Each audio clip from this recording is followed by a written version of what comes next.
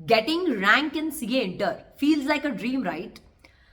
सभी बच्चे जो सीए कोर्स पे रजिस्टर करते हैं, सबका ड्रीम होता है कि सीए इंटर में, सीए फाइनल में रैंक लाएं, right?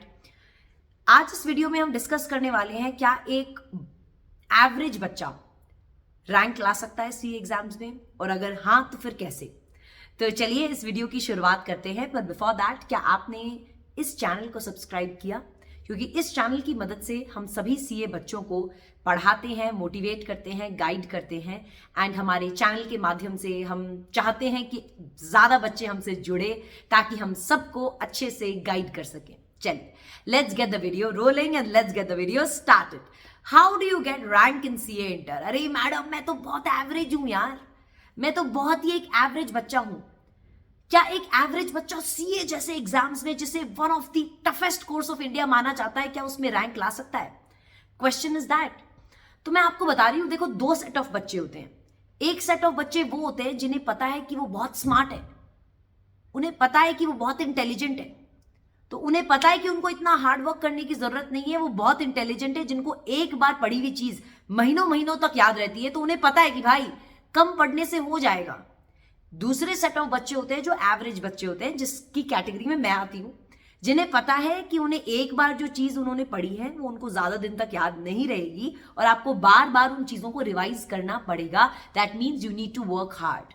So if you are an average student, you need to really work hard, and rank लाना इजी नहीं होता। रैंक लाने के लिए आपको बहुत बहुत बहुत मेहनत की जरूरत है। That means you need to really really really work hard. But rank लाने के लिए करना क्या पड़ता है? अब रैंक लाने के लिए जो करना पड़ता है, मैं आपको 4 चीजें बताऊंगी जो आप डेफिनेटली अगर आप फॉलो करते हो तो आपकी शायद रैंक आ जाए। तो आपको मैं बताती हूं। सबसे पहली चीज, आप क्लासेस को अटेंटिवली, कंसिस्टेंटली, रोज की रोज अटेंड करें, और जो टीचर होमवर्क देता है उस होमवर्क को सीरियसली लें और उस होमवर्क को कंप्लीट करें, एंड क्लास में फुल कंसंट्रेशन से कॉन्सेप्ट्स को समझें। That is first thing. सिर्फ क्लास को अटेंड करना ही थोड़ी होता है, you have to understand the concepts, reasoning behind everything. That is first thing. Second thing is, अगर टीचर आपको कोई चीज आज पढ़ा रहा है तो उसे आपको रिवाइज करना पड़ेगा। मैं आपको बताती हूं, सीए का कोर्स, जैसे मैंने पहले भी बोला है, टफ कोर्स नहीं है, but it's a vast course. एक साथ बहुत चीजों को रिवाइज करना मुश्किल हो जाता है, याद रखना मुश्किल हो जाता है। तो याद रखने के लिए आपको कांस्टेंट रिविजन्स की जरूरत होती है। हो सकता है कुछ बच्चों को 2 रिविजन्स की जरूरत हो, कुछ बच्चों को 3 रिविजन्स की जरूरत हो। अभी तो पर्सन टू पर्सन डिपेंड करता है, बट आपको अपने आप के लिए इतनी रिविजन्स करनी पड़ेगी कि कम से कम आपके कॉन्सेप्ट्स आपके फिंगर टिप्स पे होने पड़े। तो मैं आपको बता रही हूं, एटलीस्ट अगर मैं मेरे बारे में बात करूं, मुझे 4 रिविजन्स की जरूरत थी सीए इंटर एग्जाम्स में बैठने के पहले। तो एक बार तो मैंने टीचर के साथ पढ़ा था, उसके बाद मैंने 4 बार रिविजन्स की थी, सेल्फ रिविजन्स की थी, जिसमें मैंने प्रैक्टिकल सब्जेक्ट्स की रिविजन्स 2 बार लिख के की थी, 2 बार ओरल की थी। मैं आपको बता रही हूं, सबसे बड़ी मिस्टेक जो बच्चे करते हैं प्रैक्टिकल्स में, जैसे अकाउंट्स के एग्जाम में या फिर टैक्स हो गया, आप लोग ओरल रिविजन्स करते हो। एक बार आपको टीचर पढ़ा देते हैं कॉन्सेप्ट्स, फिर आप ओरल रिविजन्स करते हो। कैसे चलेगा ओरल रिविजन से? आपको कम से कम 2 बार कॉन्सेप्ट्स को लिखकर देखना है, उसके बाद आप चाहे ओरल रिविजन्स करो तो चल जाएगा। तो सीए में रैंक लाने के लिए आपको कम से कम 2 बार लिख के प्रैक्टिस करने की जरूरत है प्रैक्टिकल एग्जाम्स में। उसके बाद आपको चाहे फिर आप ओरल रिविजन्स करो तो चल जाएगा। मैं आपको बता रही हूं, कम से कम मैंने तो 2 बार रिविजन्स की थी। आपको भी अगर रैंक लाने की अगर आपकी फीलिंग है तो आपको 2 बार रिविजन्स लिख के करनी चाहिए, उसके बाद आपको ओरल रिविजन्स भी करनी चाहिए।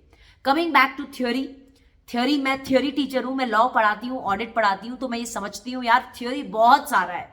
लॉ में भी, ऑडिट में भी बहुत ज्यादा थ्योरी आप पढ़ेंगे, तो एक साथ सारी चीजों को रिवाइज करना, सारी चीजों को रिमेंबर करना मुश्किल है। पर अगर आप एम करते हैं, if you aim high, you need to at least revise theory for 3 to 4 times.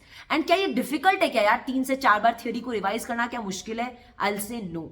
जब टीचर आपको पढ़ा रहे हैं, साइमल्टेनियसली अगर आप रिवाइज करो। अब देखो, आप प्रोफेशनल एग्जाम्स में हो, अगर आपको ऐसा लगता है कि थोड़ी सी पढ़ाई से रैंक मिल जाएगा, तो ऐसे नहीं होता यार।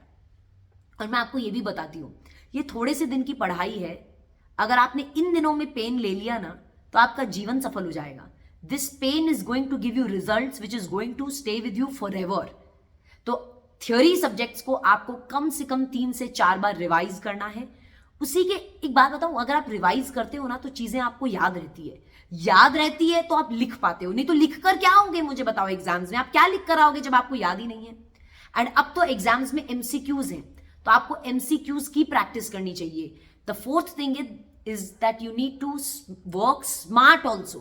Working hard is one thing, but with working hard you need to work smart. That is, अगर आपको पता है MCQs का इतना वेटेज है तो why not practice MCQs. अब practice MCQs ऐसा नहीं है कि तुम कोई बाजार से क्वेश्चन बैंक खरीद के ले आए, नहीं भाई. तुम अगर कॉन्सेप्ट्स की भी अंडरस्टैंडिंग अच्छे से करते हो ना तो आप कोई भी MCQs अगर आपके सामने आ जाए तो आप उसको आंसर कर पाओगे. Trust me, if your concepts are strong. अब तो प्रैक्टिकल सब्जेक्ट्स में भी MCQs है, उनको आप कैसे अपीयर कर सकते हो अगर आपके कॉन्सेप्ट स्ट्रॉन्ग है, अगर आप क्लासेस अच्छे से अटेंड करते हो. तो मैं आपको बोलूं, what is the recipe to getting an AIR? The recipe to getting an AIR is consistency, is to attend all the classes, is to revise properly, is to practice properly, and the last is to keep confidence on yourself. अगर आप खुद ही negative self talk करोगे कि मेरे से नहीं हो सकता, तो भाई तेरे से कभी नहीं हो पाएगा. अगर आप खुद पे विश्वास करते हो, अगर आप खुद पे कॉन्फिडेंस प्लेस करते हो, and if you are working hard, तो भाई जो AIR लाते हैं वो कोई अलग बच्चे तो नहीं होते, आप में से कोई एक है. तो आप में से कोई एक ही AIR लेकर आएगा, provided you work hard. Work hard में मैंने आपको बहुत सिंपल सी बातें बता दी जो आपको फॉलो करनी है. प्रैक्टिकल सब्जेक्ट्स को कम से कम 4 बार, 2 बार लिख के 2 बार ओरल रिविजन्स. थ्योरी सब्जेक्ट्स को आपको कम से कम 4 बार रिवाइज करने हैं. आपको पेपर प्रेजेंटेशन जाननी है फॉर थ्योरी. दैट मीन्स आप रोज एक क्वेश्चन लिखो. जब भी अब आपका 15 फेब से अल्टीमेट CA के चैनल पर बैच स्टार्ट हो जाएगा जिसमें मैं आपको लॉ पढ़ा रही हूँ. तो आप आओ, रोज मैं आपको एक होमवर्क देने वाली हूँ. आप रोज मेरे साथ एक पेपर प्रेजेंटेशन कैसे करना है उसको सीखो, ताकि आप एग्जाम में बहुत अच्छा स्कोर कर सको. एंड देन हम बहुत MCQs भी प्रैक्टिस करेंगे, and that's how we are going to study. तो मैं सभी बच्चों को बोल रही हूँ, AIR लाना मुश्किल नहीं है, पर AIR के लिए मेहनत पूरी करनी पड़ेगी. अगर आप उस मेहनत के लिए तैयार हो तो मैं भी तैयार हूं आपको पूरी मेहनत करवाने के लिए. पूरी की पूरी टीम आपके लिए तैयार है पूरी मेहनत आपके लिए करने के लिए.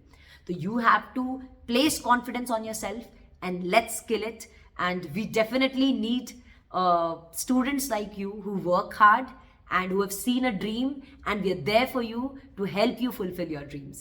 तो चलिए करते हैं AIR की तैयारी आपके साथ. Till then, see you guys. Have a good day. Bye bye. See you in the classes. Bye bye.